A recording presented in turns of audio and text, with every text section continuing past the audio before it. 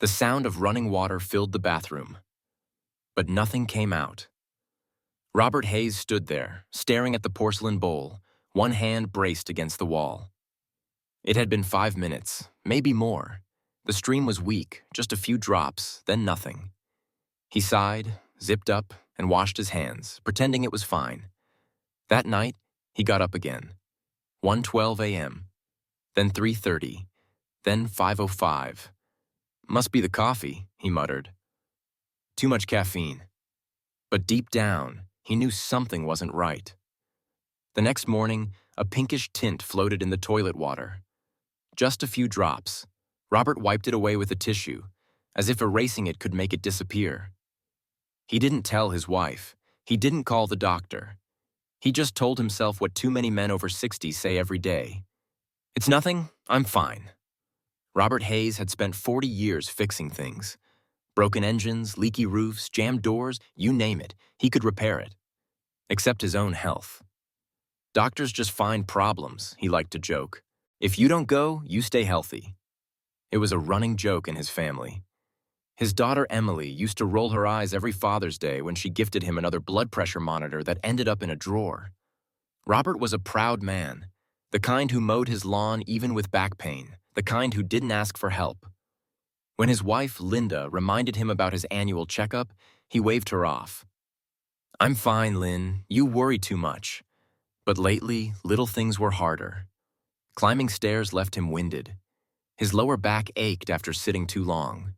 Nights were restless, the bathroom light flicking on and off like a metronome marking time. Linda noticed. She always did. You've been getting up a lot, she said softly one morning. Robert smiled, poured himself another cup of coffee. Guess the old plumbing's slowing down, he said, half joking. But when she left for church that Sunday, Robert lingered at the mirror. He saw something he didn't want to admit. A man who looked tired, older than his years, and a little afraid. Still, he said nothing. Like so many men his age, silence felt safer than the truth. It started small. A few seconds longer to start the stream. A little more pressure when he tried. Then one morning, it just stopped. Robert stood there, the urge strong, but nothing came. He leaned forward, pressed his stomach, tried again. Finally, a weak trickle. He wiped the sweat off his forehead. Getting old, he muttered. But the ache didn't stop at the bathroom door. His lower back had begun to throb, a dull, constant pain that crept into his hips. He felt tired, even after a full night's rest. And when he sat down for dinner one evening, he realized something that made his chest tighten.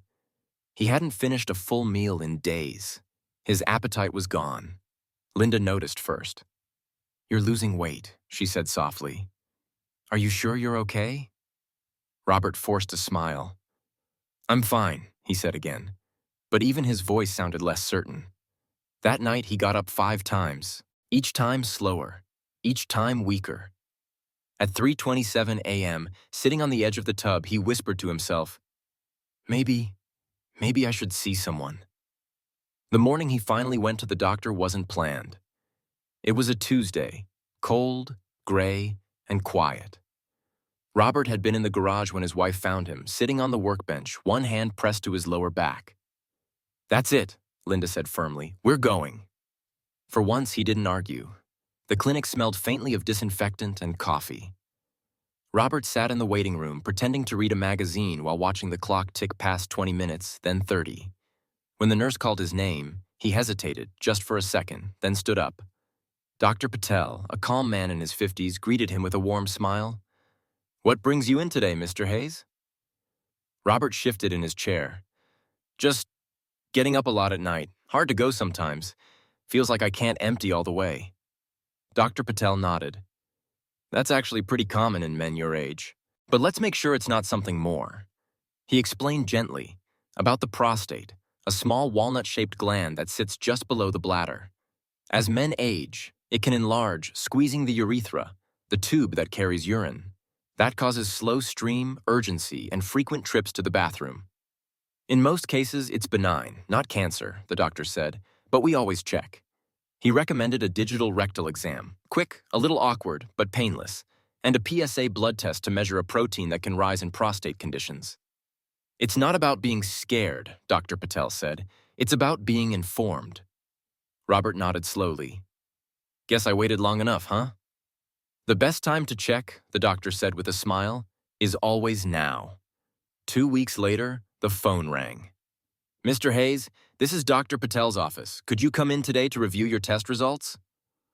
Robert's hand froze on the receiver. Linda looked up from the kitchen table. Everything okay? Yeah, he said quietly. They just want to talk. But his voice gave him away. That afternoon, the same waiting room felt colder. The clock ticked louder. Robert had been in the garage when his wife found him, sitting on the workbench, one hand pressed to his lower back. That's it, Linda said firmly. We're going. For once, he didn't argue. The clinic smelled faintly of disinfectant and coffee. Robert sat in the waiting room, pretending to read a magazine while watching the clock tick past 20 minutes, then 30. When the nurse called his name, he hesitated, just for a second, then stood up. Dr. Patel, a calm man in his 50s, greeted him with a warm smile. What brings you in today, Mr. Hayes? Robert shifted in his chair. Just getting up a lot at night. Hard to go sometimes. Feels like I can't empty all the way. Dr. Patel nodded. That's actually pretty common in men your age, but let's make sure it's not something more. He explained gently about the prostate, a small walnut-shaped gland that sits just below the bladder. As men age, it can enlarge, squeezing the urethra, the tube that carries urine. That causes slow stream, urgency, and frequent trips to the bathroom. In most cases, it's benign, not cancer, the doctor said, but we always check. He recommended a digital rectal exam, quick, a little awkward, but painless, and a PSA blood test to measure a protein that can rise in prostate conditions.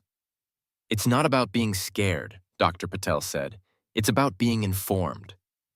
Robert nodded slowly. Guess I waited long enough, huh? The best time to check, the doctor said with a smile, is always now. 2 weeks later, the phone rang. Mr. Hayes, this is Dr. Patel's office. Could you come in today to review your test results? Robert's hand froze on the receiver. Linda looked up from the kitchen table. Everything okay? Yeah, he said quietly. They just want to talk. But his voice gave him away. That afternoon, the same waiting room felt colder. The clock ticked louder. Dr. Patel entered with the same calm smile, but this time Robert noticed the file in his hand. Your PSA level came back elevated, the doctor began gently. We followed up with imaging and a biopsy. The results show early-stage prostate cancer. The word cancer landed like a punch to the chest. Robert stared at the floor. So that's it? No, Dr. Patel said. It's not the end, it's the beginning of treating it early. You caught this soon, that gives you options. He explained that prostate cancer often grows slowly. Many men live long, full lives after diagnosis. The key is early detection and the right plan. We'll go over everything, Dr. Patel continued. There's surgery, radiation, and in some cases, active surveillance. Just close monitoring if it's small and contained. Robert rubbed his temples. I feel fine. How can something be wrong when I don't even feel sick? The doctor nodded. That's what makes prostate cancer tricky. You don't always feel it. That's why screening matters. Linda reached over, took his hand. Her voice trembled but stayed steady. We'll face it together, Bob. You fixed everything else in this house. Now let's fix this. For the first time in weeks, Robert smiled. Just a little. Guess I finally need some help, he said. Dr. Patel smiled back. You don't have to face it alone. The weeks that followed were a blur of appointments, scans, and decisions. Robert Hayes, the man who once refused to see a doctor, now carried a folder full of lab reports and treatment schedules. After long talks with Dr. Patel, he chose surgery to remove the tumor. Let's fix it and move on, he'd said with a small grin, that same stubborn mechanic's spirit shining through. The morning of the operation, Linda kissed his forehead. You're not doing this alone. Surgery lasted 3 hours. When Robert woke, the first thing he said wasn't about pain. Am I still here? Linda laughed through her tears. Yes, Bob, you're right here. Recovery was slow. He hated the weakness, the fatigue, the hospital food. But every small victory, walking to the window, buttoning his shirt, climbing the front porch steps, felt like taking life back, one step at a time. Some nights when sleep wouldn't come, he sat by the window, listening to the Ohio rain. He thought about all the men he knew, friends at the hardware store, neighbors from the VFW, who said what he used to say.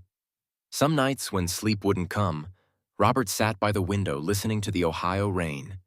He thought about all the men he knew, neighbors, golf buddies, old friends from the VFW, who said what he used to say. "I'm fine. I don't need a doctor." He wished they could feel what he felt now, not fear, but relief. Relief that he'd gone in when he did. Relief that his cancer hadn't spread. Relief that his life, his quiet mornings, his family dinners, his garden, were all still his. At his 6-week follow-up, Dr. Patel smiled as he flipped through the chart. "PSA levels are down. You're healing well, Mr. Hayes." Robert exhaled, a deep, honest breath he didn't realize he'd been holding for months. "You saved me, Doc," he said. Dr. Patel shook his head. "You saved yourself. You listened to your body." Linda squeezed his hand and whispered, "Told you that checkup wasn't so bad." Robert laughed, the first real laugh in a long time. Months passed. The scar faded. The fear did too. He started walking again, 3 miles every morning. He built a small birdhouse for his grandson. He even joined a local men's health group, something he'd never imagined himself doing. They met once a month in the church basement. Coffee, donuts, and stories. Not war stories, not fishing tales. Stories about prostate health, blood pressure, colon screenings, the kind of things men never used to talk about. Robert listened. Then one night he spoke. "Don't wait," he told the group quietly. "If something feels off, don't shrug it off. I almost waited too long." The room went silent. Heads nodded. A few men wiped their eyes. These days, Robert spends more time living and less time worrying. He still gets up early, still makes his coffee the same way. But now, he knows the value of one small word. Check. A checkup. A check on your health. A check to make sure you're still here for the people who love you. Because in the end, early detection didn't just save Robert's life.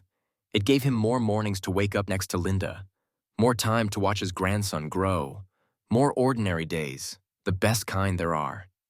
He looks at the camera and says softly, "Don't wait, go get checked. You'll thank yourself later." If you're a man watching this, maybe you've been where Robert was, waking up 3-4 times a night, telling yourself it's just age, just stress, just normal. You've probably said the same words he did, "I'm fine." But here's the truth. Fine doesn't always mean healthy. Your body has ways of whispering before it starts to shout, and those whispers matter.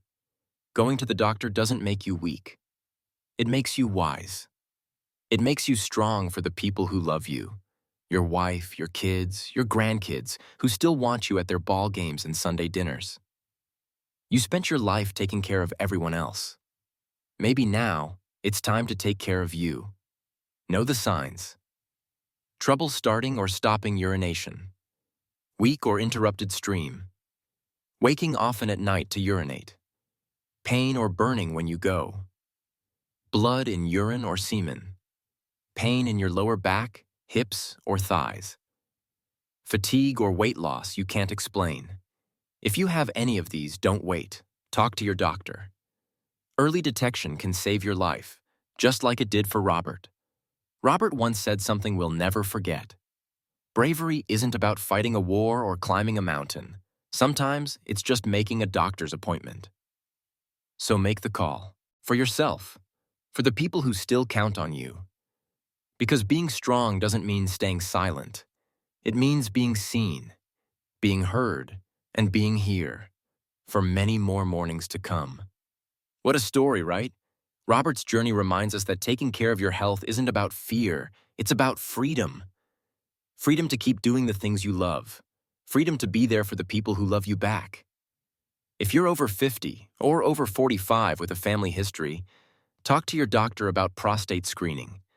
A simple test could change everything. And if you've already faced this journey, share your story in the comments. You never know whose life it might touch. This is Men's Health Rise channel. where we believe knowledge is the first step to a longer, stronger life. Take care of yourself, and we'll see you in the next story.